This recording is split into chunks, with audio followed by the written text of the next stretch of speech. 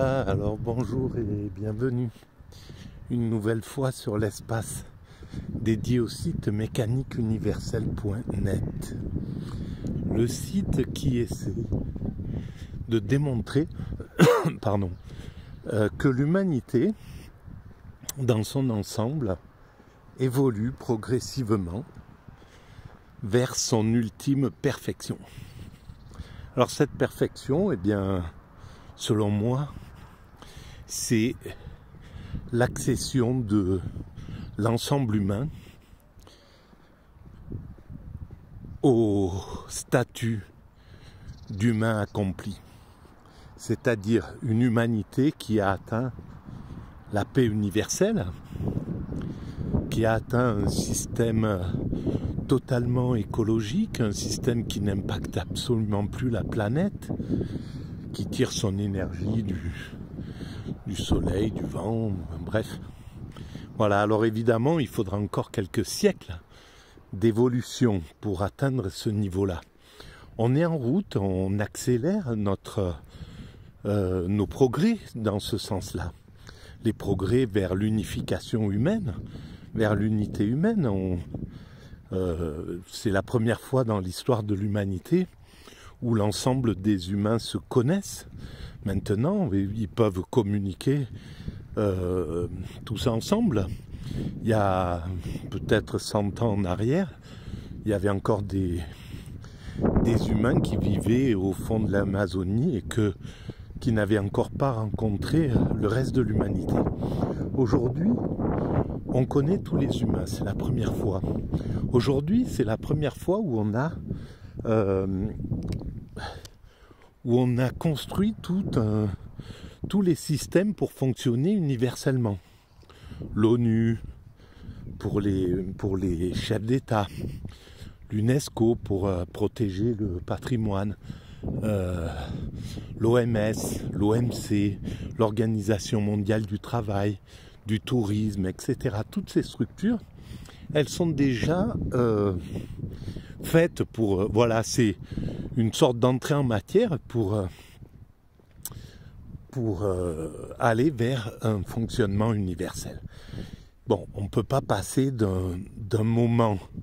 Ah tiens, elles sont sorties. C'est le moment... Voilà, les violettes. Bon, ben c'est très bien. Alors, on ne peut pas passer d'un moment de guerre comme aujourd'hui, ou enfin d'antagonisme, où la société humaine évolue en donnant des coups de menton entre les grandes puissances qui ne parviennent pas à passer sur un système collectif, sur un système universel, sur un système symbiotique, qui préfère l'antagonisme pour évoluer, la compétition féroce, etc. Et ça, c'est un peu à mettre au crédit, malheureusement, de l'Occident. Parce que je pense que le reste du monde est déjà prêt pour fonctionner comme ça, pour le partage du leadership, pour donner le pouvoir à l'ONU et se ranger derrière un système comme ça juste. Voilà, faire que l'ONU devienne juste et que totalement juste, qu'il ne soit pas vampirisé par l'Occident ou par les Chinois ou par les Russes ou par quiconque en fait. Voilà, qu'il devienne le père des nations, mais un vrai père juste comme un père doit être en réalité. Hein. Un père, il ne doit pas privilégier un de ses enfants sur l'autre, et quand deux de ses enfants se battent, comme c'est le cas entre Israéliens et Palestiniens, eh bien il les sépare et il dit ce qu'il doit dire. S'il a vu quelques injustices, eh ben il sait comment le dire à ses propres enfants. Voilà. Donc c'est ce vers quoi doit aller l'ONU. Alors évidemment, pour aller vers cet état d'ultime perfection. Hein. Je dis, ça prendra encore quelques siècles d'évolution. Évidemment, il faut, malgré tout, il faut critiquer le monde tel qu'il est, même s'il ne peut pas être autrement. C'est-à-dire que on ne peut pas être déjà en 2200 ou en 2400. On est en 2024 et on a évolué jusqu'à ce point.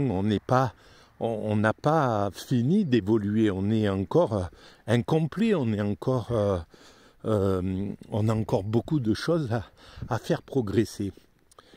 Mais on doit avoir de la tolérance avec notre système d'évolution. On ne peut pas être plus évolué que ce qu'on est.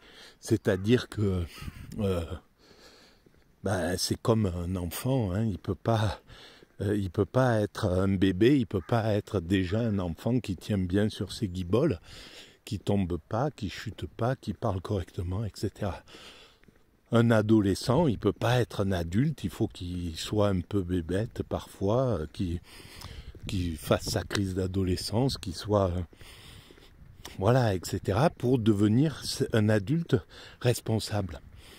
Donc on est peut-être en fin d'adolescence, on est peut-être aussi stupide que ça. Et d'ailleurs, tout prête à croire qu'on est dans une sorte de fin d'adolescence. C'est ce que j'écris sur la mécanique universelle. Celui qui a pris le pouvoir là, c'est le fils. C'est un des enfants du père et qui dit au père, comme les adolescents le font, toi, tais-toi, tu comprends rien, c'est moi qui ai raison, je sais ce qu'il faut faire, etc., etc. Et l'adolescence, c'est les États-Unis et le père, c'est les sociétés traditionnelles, c'est l'hindouisme, c'est l'Afrique, c'est etc. Voilà, toutes les civilisations premières qui le regardent, qui comme un père regarde un enfant, un adolescent turbulent, et qui dit ça va passer, la crise d'adolescence, elle va finir par passer, et donc voilà, avec beaucoup de tolérance.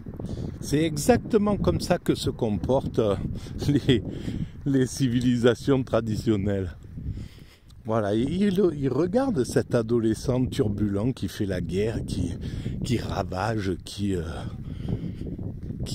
donne des coups de menton, qui fait n'importe quoi, et voilà, et ils essayent bien de lui dire calme-toi, ça va passer. Mais il faut qu'il aille au bout de sa crise d'adolescence. Et là, peut-être, c'est ce qui est en train de se passer. Et malheureusement, c'est souvent par un choc que l'adolescent sort quand il est dans un état de toute puissance. C'est souvent un choc. Il se retrouve en prison, ou il a un accident, ou il se fait casser la figure. Et puis, il dit, c'est bon. Je me mets dans le droit chemin, j'ai compris, j'arrête de prendre des risques. Et voilà, et peut-être que c'est exactement ce qui est en train de se passer avec les Américains. Et probablement leurs sbires occidentaux, leurs sbires européens. Et c'est un peu comme... dans les systèmes un peu pervers, là, il y a un pervers narcissique qui a une petite cour autour de lui et qui pousse à l'école, qui pousse les autres à aller se battre. Et lui, il reste un peu tranquille à l'arrière, comme ça. Et il entraîne un peu tout le monde dans la bagarre, et puis il essaye de prendre le moins de mauvais coups, d'en subir le moins de conséquences. Voilà, c'est le système des pervers narcissiques. Hein. Et voilà. Mais moi, ce que je voulais dire sur cette vidéo, mais c'est, tiens, ça va faire la seconde partie. Je vais arrêter là pour celle-ci. En fait, je voulais parler de, justement, dans cette période de toute puissance néolibérale qui est arrivée quand? Elle est arrivée quand le capitalisme, quand les États-Unis ont réussi à flinguer l'URSS. En fait, quand le capitalisme a réussi à abattre son ennemi, l'autre compétiteur ou son challenger, on pourrait dire, le communisme, l'URSS, quand il a réussi, à force de l'étouffer, à force de le harceler, à force parce qu'il est malin, il a réussi à le terrasser en fait. Et dans les années 80, le communisme a jeté l'éponge, il a lâché le truc, il a abandonné et il s'est rangé du côté du dominant, du côté du capitalisme. Et là, à ce moment-là, le capitalisme, donc les Américains, l'Occident, on pourrait dire, sont rentrés en toute puissance. Il a fait comme le primate naturel, comme le gorille ou le chimpanzé dominant qui viennent de remporter la victoire. Il s'est tapé sur les poumons, il a commencé à gesticuler dans tous les trucs, à montrer qu'il était le plus fort et à passer dans un système un peu hégémonique. C'est comme ça que ça se passe chez les primates. Eh ben c'est exactement pareil chez les hommes. Hein. On est des primates, on est à l'origine des singes et on en a encore de nombreux comportements. Et donc c'est aussi simple que ça. Et alors il est rentré dans cet état de toute puissance. Et dans cet état de toute puissance, évidemment, il est devenu un véritable danger. Parce que la toute-puissance, dans n'importe quel système, c'est la pire chose qui peut arriver à un être humain.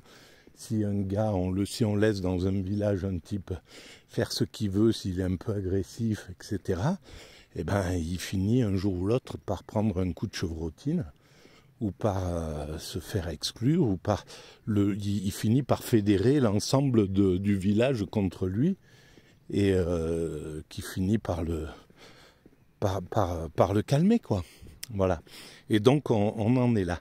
Et là, ce que je voulais parler, c'était dans cet état de toute puissance, il est arrivé à imaginer que...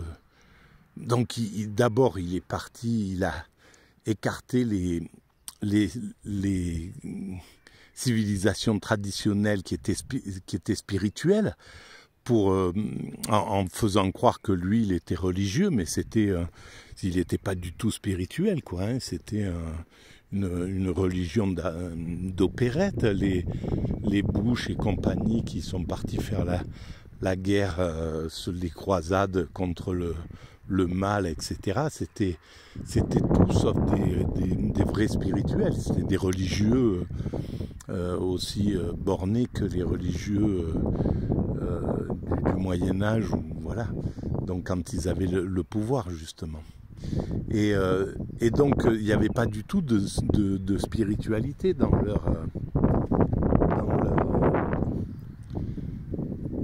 leur évolution.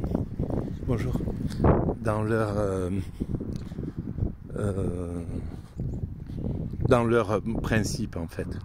Voilà. Et donc ça a donné des choses mais assez horribles. Et ce dont je voulais parler, c'était du nouvel eugénisme que ce néo-capitalisme-là, qui est né de cette toute-puissance, a engendré. Voilà. Et donc, ça va être le sujet de la prochaine vidéo. Je vous remercie. Si vous pensez que ces vidéos ont un peu d'intérêt, vous pouvez mettre des pouces, vous abonner, c'est gratuit. Allez visiter le site mécaniqueuniverselle.net, il y a toujours un lien sous les vidéos. Vous pouvez envoyer le lien à vos amis et vous pouvez laisser des commentaires, j'y réponds systématiquement. Voilà, merci, à tout de suite.